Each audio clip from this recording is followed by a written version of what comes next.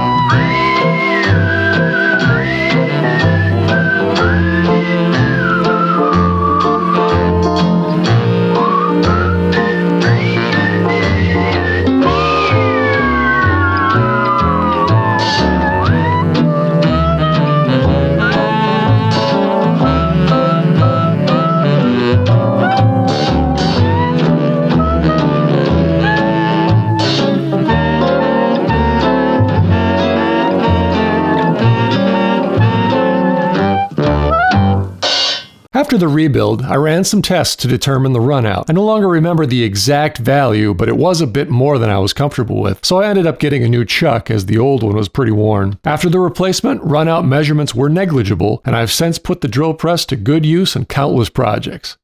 If you've enjoyed the video, please strike a like. Leave a comment and let me know your thoughts. Until next time, I'm mainejason. Get out there and give it a try.